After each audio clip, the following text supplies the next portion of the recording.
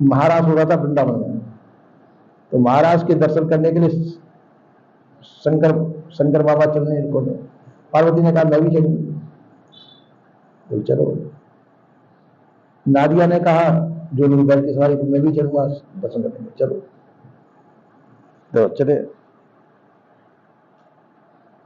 तो जगह अब नादिया था, तो अब भाई नादिया पार्वती को बैठा देते हैं, हम तो पैदल भी चल देंगे। शिव ने सोचा, शंकर ने, उनको नादिया बैठा दिया। तो शंकर ने तो ब्रिज में जाकर के कहे, अरे भाई घोर कलयुग चल रहा है, देखो औरत को तो बैठा दिया, नादिया पर स्वयं पैदल चले, कितना बेवकूफ आदमी है ये। तो पार्वती ने कहा कि ठीक है आप बैठ जाओ, मैं पैदल चलती हूँ। तो पार्वती पैदल चले गए, शंकर भगवान के ऊपर बैठ गए नादिया पर। फिर आगे कहने लगे, अरे देखो कितना घोर कलयुग है, आदमी भी हल्का कट्टा लट्टा ऊपर बैठा है और वो पैदल चला रहा है। तो कहा कि चलो भाई दोनों जने बैठ जाते हैं। तो दोनों नादिया भी बैठ गए। तो फिर जाके हंसी करने लगे लोग कि देखो कितने बेवकूफ है, एक जीप पे दो पर चढ़े हुए, कितने बेवकूफ। तो जब फिर शंकर ने कहा कि देखो पार्वती, संसार की बातों पर नहीं जाना, संसार में कुछ भी कहेगा, हम कुछ भी करेंगे, कुछ ना कुछ दोस्त निकालेगा, कुछ ना कुछ कहेगा। तो संसार की बात सुननी नहीं, अपना विवेक क्या कहता है वो विवेक के अनुसार चलना। इसी प्रकार से संसार की बात नहीं सुननी चाहिए। विवेक गुरु तुम्हारे पास मौजूद है, अपने विवेक से स्वयं पूछो हमको क्या करना है। जो विवेक वही देगा जो गुरुजनों की आज्ञा है। तो तुमने गुरुजनों की शिक्षा सुन रखी है, अपने विवेक से, विवेक के अनुसार, उचित अनुसार, त्याग वैराग बोध विचार से युक्त होकर जो सलाह तुम्हारे अंदर से निकले उस सलाह के अनुसार काम करना चाहिए। संसार की बातों में ध्यान नहीं देना चाहिए, तो संसार उस जगह पे नहीं है। संसार तो अपने राग रंग में है, संसार अपनी मति बुद्धि सबकी अलग अलग है, तो अपनी मति बुद्धि से अनुसार चल रहा है। वैराग्य में और राग में बहुत फर्क है, वैराग्य में और राग में बहुत फर्क होता है। साधु संसार की राग से नहीं चल सकता है, कि उसका रागात्मक जीवन है, इसका वैरागात्मक जीवन है। तो साधु संसार के राग में चले, वो साधु नहीं रह पाएगा।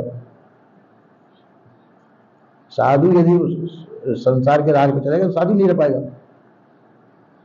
इसलिए साधु को चाहिए कि संसार का कहना न माने, अपने स्वयं विवेक से सोचे मुझे क्या करना चाहिए। गुरुजनों की राय पहले है, गुरुजनों की सलाह है, शिक्षा उनके साथ में है।